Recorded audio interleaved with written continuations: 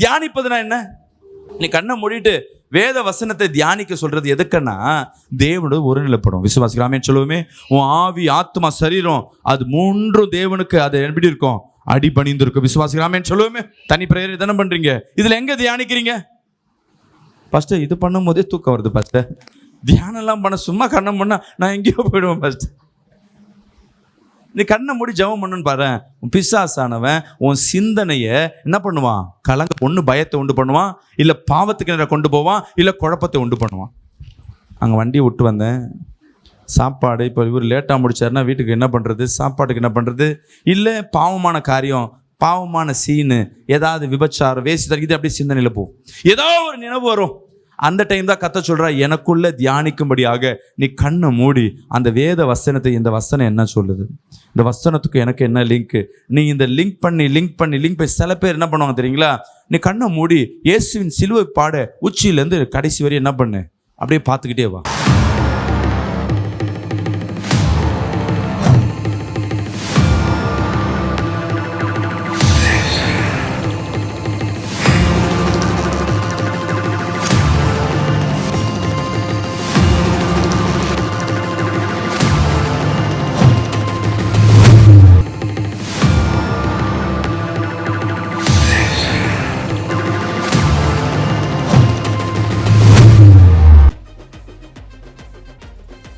தியானிப்பதுனா என்ன? நீ கண்ணை மூடிட்டு வேத வசனத்தை தியானிக்க சொல்றது எதுக்குன்னா தேவனோட ஒருநிலைப்படும். விசுவாசிக்கலாமே சொல்லுவோமே, உன் ஆவி ஆத்மா சரீரம் அது மூன்றும் தேவனுக்கு அது எப்படி இருக்கும்? அடிபணிந்து இருக்கும். விசுவாசிக்கலாமே சொல்லுவோமே. நீ அதை நினைக்காம கண்ணை மூடிட்டு எல்லா ஜபனா என்ன பண்ணுவீங்க? உங்க ஜபத்தை நான் சொல்றேன் கேளுங்களேன். ஜப வேலையில எங்கேயா தியானிக்கிறதுனா அது தியானிப்பு மட்டும் இருக்காது. ஃபர்ஸ்ட் பாவ அறிக்கை, யாரோ ஒருத்தர் தான் பாவ அறிக்கை, இல்லைன்னா ஸ்ட்ரெயிட்டா பாட்டு 2 பாட்டு முடிச்ச உடனே வீடு ஃபேமிலி பிரேயர், தனி பிரேயர் இருக்கணும். நான் சொல்றது கேளுங்க. அடுத்தது பைபிள் படிப்பீங்க, 2 வசனம், அதுக்குள்ள கொட்டாயம் வந்துடும். அதுக்குள்ள என்ன பண்ணுவீங்க? டக்கு விண்ணப்பத்தை சொல்லி முடிச்சிடுவீங்க ஃபேமிலி பிரேயர். ஆமாவா இல்லையாமா? தனி பிரேயர் தானே பண்றீங்க, இதுல எங்க தியானிக்கிறீங்க? ஃபர்ஸ்ட் இது பண்ணும் போதே தூக்கம் வருது. ஃபர்ஸ்ட் தியானம் எல்லாம் பண்ண சும்மா கண்ணை பண்ணா நான் எங்கேயோ போயிடுவேன். ஃபர்ஸ்ட் நீ கண்ணை மூடி ஜெபம் பண்ணுன்னு பாரு. உன் பிசாசானவன் உன் சிந்தனையை என்ன பண்ணுவான்? ஒன்று பயத்தை உண்டு பண்ணுவான், இல்லை பாவத்துக்கு நேரம் கொண்டு போவான், இல்லை குழப்பத்தை உண்டு பண்ணுவான். அங்கே வண்டியை விட்டு வந்தேன், சாப்பாடு இப்போ இவர் லேட்டாக முடிச்சாருன்னா வீட்டுக்கு என்ன பண்ணுறது, சாப்பாட்டுக்கு என்ன பண்ணுறது, இல்லை பாவமான காரியம், பாவமான சீனு, ஏதாவது விபச்சாரம், வேசி தரிக்கிது, அப்படியே சிந்தனையில் போகும். ஏதோ ஒரு நினைவு வரும். அந்த டைம் தான் கத்த சொல்றா, எனக்குள்ள தியானிக்கும்படியாக நீ கண்ணை மூடி அந்த வேத வசனத்தை, இந்த வசனம் என்ன சொல்லுது, இந்த வசனத்துக்கு எனக்கு என்ன லிங்க், நீ இந்த லிங்க் பண்ணி சில பேர் என்ன பண்ணுவாங்க தெரியுங்களா? நீ கண்ணை மூடி இயேசுவின் சிலுவை பாட உச்சியிலேருந்து கடைசி வரை என்ன பண்ணு, அப்படியே பார்த்துக்கிட்டே வா. நிறைய ஊழியக்காரங்க சொல்லின்னு இருக்காங்க இன்னைக்கு, ஏசாப்பா சிலுவை பாட போய் நான் உச்சியிலேருந்து லாஸ்ட் வரையும் பார்த்துட்டு இருந்தா அதில் என் வாழ்க்கையில் என்ன மாற்றம் இருக்கும்? வேதம் அப்படி சொல்லலை. அவருக்கு என்ன கிடையாது சொல்லுங்க? உருவம் கிடையாது. உருவம் இல்லாத மனுஷனை நீ மனைச்சு சிலுவையில் இப்படி ஆணி அடிச்சிருக்குமோ அதை நினைச்சீங்கன்னா சினிமாவில் இருக்கிற ஆக்டர் தான் நினைப்பில் வருவாங்க. அவர் வசனத்துக்குள்ள நீ கொண்டு போங்க, உங்க எண்ணங்களை வசனத்துக்கு நேரம் கொண்டு போங்க, உன் குழப்பம் தானாய் மாறும். விசுவாசிக்கலாமே சொல்லுவேன். கடைசியாக ஒரு வசனத்தை நான் படிச்சுட்டு முடிக்கிறேன். கைகளை வசனத்தை எடுத்துக்கொள்ளுங்க. நீதிமொழிகள் 3ஆம் அதிகாரம் 5, 6, 7 3 வசனத்தை படிப்போமா? உன் சுய புத்தியின் மேல் சாயாமல் உன் முழு இருதயத்தோடும் கர்த்தரில் நம்பிக்கையா இருந்து உன் வழிகளில் எல்லாம் அவரை நினைத்துக்கொள்.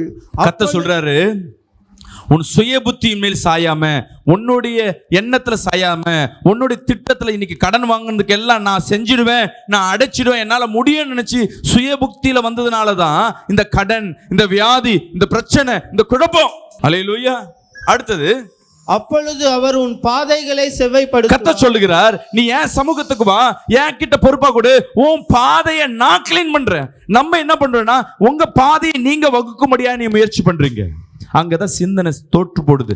கர்த்தர் சொல்லுகிறார், பாதையை தேவனிடத்தில் ஒப்பு கொடு. அடுத்தது, நீ உன்னை ஞானி என்று எண்ணாதே. நம்ம என்ன பண்ணிக்கிறோம்? நம்மளுக்கு புத்திசாலி யாராவது பார்த்து சொல்லுங்க. யார் வீட்லயாவது கணவன் சரியில்லைன்னுவாங்களா, நான் சரியில்லைன்னு சொல்லுவாங்களா? என் கணவன் சரியில்லைங்க, குடிக்காரங்க, அவன் வேலைக்கு போக மாட்டான், ஒன்றுத்துக்கு வர மாட்டான், அவங்க மாமியார் சரியில்லை, எல்லாம் அவங்க அம்மாவுக்கு சப்போர்ட் பண்ணுது, என் நாத்தனார் சரியில்லை, என் மேனேஜர் சரியில்லை, என் ஓனர் சரியில்லை, இந்த முதலமைச்சர் சரியில்லை, இந்த என்ன சொல்ல பிரதமர் சரியில்லை, கவுன்சிலர் சரியில்லை, என் தெருவு சரியில்லை, இந்தியா சரியில்லை, பாஸ்டர் சரியில்லை. என்னைக்காவது நம்ப ஆண்டவரே இந்த மனைவி அட்ஜஸ்ட் பண்ண எனக்கு ஞானத்தை கொடுங்க கேட்டிருக்கோமா? ஏதாவது கேட்டிருக்கோமா? கேட்க மாட்டோம். அவளை திருத்தணும்னு பார்ப்போம். மற்றவங்களை திருத்துவது தேவன் நமக்கு என்ன கொடுக்கல? அதிகாரத்தையும் ஞானத்தையும் கர்த்தர் கொடுக்கல. விசுவாசிக்கலாமே சொல்லுவோமே. உன் பிள்ளையை திருத்த மட்டும்தான் கர்த்தர் ஞானத்தை கொடுத்திருக்கிறார். ஆனா என்ன பண்றோம்? பிள்ளைக்கு நம்ம என்ன பண்றோம்? செல்லம் கொடுத்துன்னு இருக்கோம். பிள்ளையை அடிக்கிறதுல கொஞ்சம் கேட்கறது செய்யறோம். இதெல்லாம் பிள்ளைக்கு செய்ய வேண்டியது செய்யாம, ஆனா நம்ம திருத்தணும் பார்ப்போம். என் கணவனை எப்படியா திருத்தணும், என் மனைவி எப்படியா திருத்தணும், எங்க அம்மாவுக்கு நான் பாடம் கற்பிக்கணும், எங்க அண்ணனுக்கு நான் பாடம் கற்பிக்கணும். ஒண்ணுமே கிடைக்காது. நீ தோத்து போய் தான் இருப்ப. ஒரு அல்லேலூயா சொல்லுவேமே.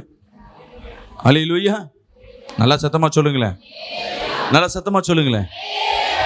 என் அன்பு பிரியமான ஜனமே, இந்த நாள் கர்த்தர் உங்களோடு பேசிக் கொண்டிருக்கிறார். மற்றவர்களை நீ குற்றப்படுத்த இல்லை, ஆண்டவரே எனக்கு ஞானத்தை கொடுங்க. சாலமோன் எதற்கு தேவனுக்கு பிரியமா இருந்தானா? சாலமோன் கேட்கிறது, ஆண்டவரே எனக்கு புத்தி இல்லை, எனக்கு புத்தி கொடுங்க.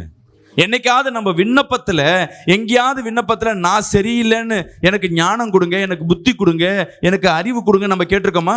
என் புள்ள சரியில்லை, என் புள்ளைய வளர்க்க எனக்கு ஞானத்தை கொடுங்க, அறிவு கொடுங்கன்னு கேளுங்க. என் கணவன் இப்படிதான், அவர் ஒன்றும் பண்ண முடியாது, அவரை அட்ஜஸ்ட் பண்ண காசே கொடுக்க மாட்டாரு. இல்ல இவ்வளவுதான் காசா, இந்த காசுல குடும்பத்தை நடத்த எனக்கு கிருபை தாருங்க. அல்லேலூயா, அல்லேலூயா. நீங்க தேவனிடத்துல பாரத்தை, ஆண்டவரே உன் இடத்துல ஒப்பு கொடுத்துட்டேன், என் பிள்ளைய நீங்க பாத்துக்குங்க. ஆனா இவன் பண்றது என்ன டார்ச்சர் பண்ணுது. அவன் குஷ்டு வந்து நடிக்கிறான். இவன் வந்து எனி டைம் டிவி பின்னாடி உட்காந்து, ஒரு நாள் டிவி போட்டு உடைக்கிறான் பாரு கணவன் சொல்லுவார். அவன் ஃப்ரெண்டை பாரு ஒன்றும் இல்லாமல் கேட்குறான், அவன் ஃப்ரெண்டால தான் கேட்குறான். எல்லா பிரச்சனையும் அங்கே. நீ அப்படி பண்ணாத ஆண்டவரே, என் கணவர் என் மனைவி ஒப்பத்தில் ஒப்பு கொடுத்துட்டேன். இவரை சமாளிக்க இந்த பிரச்சனை வரும்பொழுது எனக்கு டென்ஷன் ஆகாதபடி எனக்கு ஞானத்தை கொடுங்க. அல்லேலூயா, அல்லேலூயா. இன்னைக்கு அதை கேட்குறோமா? உன் சிந்தனை லாக் ஆகிறதுக்கு காரணமே டென்ஷன். இந்த டென்ஷனுக்கு காரணம் என்னன்னா, தன்னை தானே பெருமைப்படுத்தி கொண்டு மற்றவங்களை மட்டுப்படுத்துறது. சொல்லுவாங்களா, ஆண்டவரே என் பக்கத்து வீட்டு வாயை கட்டணும், ஆண்டவரே அவ கத்தி கொண்டே இருக்கா, என் மாமியார் வாயை கட்டணும், என் புருஷன் வாயை கட்டணும். இங்க கட்டணும்னு என்ன ஆயிடுச்சு? நீ சூனியக்காரியா மாறிட்ட. யார் யார் வாயிலெல்லாம் கட்டணும் வருதோ நீ சூனியக்காரியா மாறிடுற. கட்ட அவிழ்க்கிறவர்கள் தான் என் தேவனுடைய பிள்ளையாய் மாறுறீங்க. விசுவாசிக்கலாமே சொல்லுவோமே. அல்லேலூயா. அவர்களோடு நமக்கு என்ன கிடையாது? பங்கு இல்லை. நம்ம செய்ய வேண்டியது காரியம், ஆண்டவரே என் வாயை, நான் தான் ஏதோ தேவையில்லாமல் பேசுகிறேன், என் வாயை கட்டுங்க, என் வாயை காத்துக்கொள்ளுங்க. நம்ம நினைக்கிறோம் ஞானின்னு, கர்த்தருக்கு நிகராக ஞானிகள் ஒருவரும் இல்லை. அல்லேலூயா. விசுவாசிக்கலாமே சொல்லுவேன். படிக்கல. கர்த்தருக்கு பயந்து தீமையை விட்டு விலகு. பிசாசுக்கு பயந்து தீமை விட்டு விலகுறோமா? பிசாசுக்கு இணைந்து நம்ம என்ன பண்றோம்? ஆனா கர்த்தருக்கு பயம் நமக்கு இல்லை. தேவையில்லாத நினைச்சுக்கொண்டே இருக்கும். நான் நினைவு குறிச்சு சொல்லிட்டு இருந்தேன். ஆனா தேவன் சொல்லுகிற, நீ நினைக்கணும், தேவனுக்கு பிரியம், நீ நினைக்கணும் கற்பனையில வாழணும்னு. ஆனா நம்ம தேவையில்லாத கற்பனை, பாவமான கற்பனை தான் வேணான்றார். ஆபிரகாம கூப்பிடுறாரு, வீட்டுல இருந்து வெளியே வரான், அங்க பாருன்றார், கடற்கரை எட்டு வந்து இந்த மண்ணில் கொஞ்சம் ரசி அப்படின்றாரு. கற்பனை பண்ணின்றார். என்ன கற்பனை? இந்த மணல் எண்ண முடியாதோ அந்த அளவுக்கு உன் ஜெனரேஷன் வரும். விசுவாசிக்கலாமே சொல்லுவோமே. கொஞ்சம் மேலே பாருன்றாரு, நட்சத்திரம் எண்ணுன்றாரு. எண்ண முடியல, அதை என்ன கருதுக்கோ, கற்பனை பண்ணு எவ்வளோ நட்சத்திரம் இருக்குன்னு. கற்பனையும் பண்ண முடியல, அவ்வளவோ சங்கதிகள் பெருகும். விசுவாசிக்கலாமே சொல்லுவோமே. வசனத்துல தியானிக்கும் பொழுது கற்பனை பண்ணு, இந்த வசனத்தோடு உன்னோடு இணைந்து கற்பனை பண்ணு. அந்த கற்பனை தேவனுக்கு பிரியமா இருக்கும். தேவையில்லாத கற்பனை, அடிச்சது, அடி வாங்கினது, திட்டு வாங்கினது, தோத்து போனது, ஐயோ அன்னைக்கு இப்படி பண்ணிட்டோமே, விட்டுரு பரவாயில்ல, இனி என்ன செய்ய போறோம்? அல்லேலூயா.